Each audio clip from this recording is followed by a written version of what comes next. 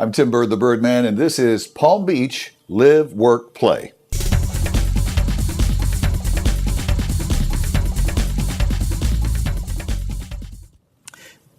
You described what happened on probably one of the most trying days of your life when she passed away, and you saw her makeup. Right. I was tears were rolling down my face, and I get emotional even talking about it again. And then I laughed out loud when you said, if she were here, she would say, if she saw that, she said, I wouldn't be caught dead in that makeup. And I was laughing through my tears. I mean, it affected me in a big way because, I do care about this cause and have been involved, as you well know, for many years. And so it was quite a crossroads of emotions. And that you took care of that makeup. You said, take that off and I'll fix it. And then, of course, earlier in the book, you had spoken of how you and Susie used to trade makeup tips. Right. You were so close. And I thought, it only makes sense. And then I thought, when you went back and fixed that, what strength? What strength? It was just so sad when I saw my mother's face and we looked at her. And, I wish, for her sake, we wouldn't even had to open the coffin. But it was, a tradition in our town. It isn't always. We're Jewish, so it's not always a tradition, of course. But it just was, and that's what her family wanted. And so I just wanted her always to present herself in the way that she always taught me. Right. And I just felt it was so unfair when I walked in and saw her looking waxy and not like herself at all. Way too much makeup. And I was very pleased, and I wanted my mother to feel better. I wanted to do anything I could to make my mother feel better. Sure.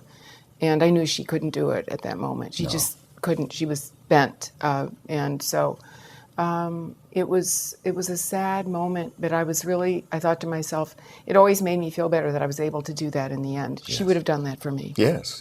And it was a high impact moment in the book. I had a wonderful, wonderful woman who wrote this with me. And when you say that, it was able to capture those moments that were meaningful. Joni Rogers, who's mentioned on the cover, is also a cancer survivor. I'm a cancer survivor as well.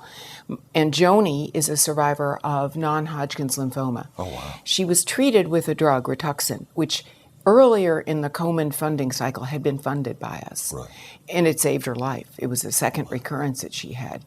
So it was extremely important for her to help me tell this story and pick out those moments, because there were so many moments and I'm so proud of how we were able to work together to get there.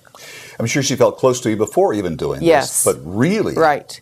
We still write all the time. We send each other love notes. She's just an amazing woman. She's, she's great. She's a polar opposite of me.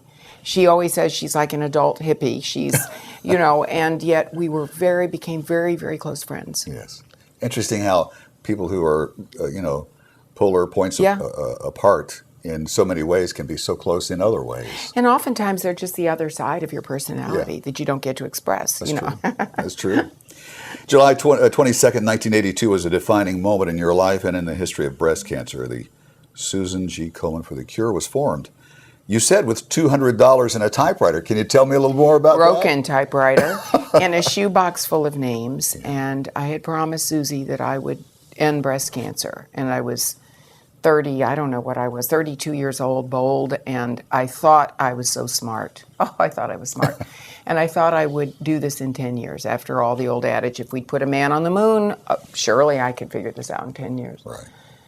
Boy, was I wrong. Cool. And I had promised her that if it took me the rest of my life, I would do it. It has taken me the rest of my life. But what a joy to be on this path and everything that's happened. But in any event, we had about 12 or 15 volunteers who met in my living room in Dallas, Texas, who only came because they liked me and my husband, and not because they thought they were going to have to start a movement, I can assure you. However, upon that first invitation, because you couldn't say the words breast out loud, you couldn't print them on an invitation, and you certainly couldn't use them in the newspaper, radio, or TV. Different times.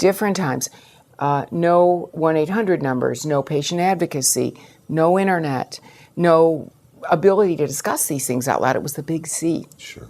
Still, people understood how hush-hush this was and that people were dying silently, quietly, and in shame, and we had to do something. Yes. So I gathered them together, and I pilfered a couple of $100s out of my grocery budget, put it in the shoebox, and we pooled all of our names. we had Rolodex cards. We didn't have, again, databases and internet. And we decided right then and there we were going to cure this disease. And everyone thought we couldn't do it, or that we'd lose interest mostly. Wow. How wrong were they?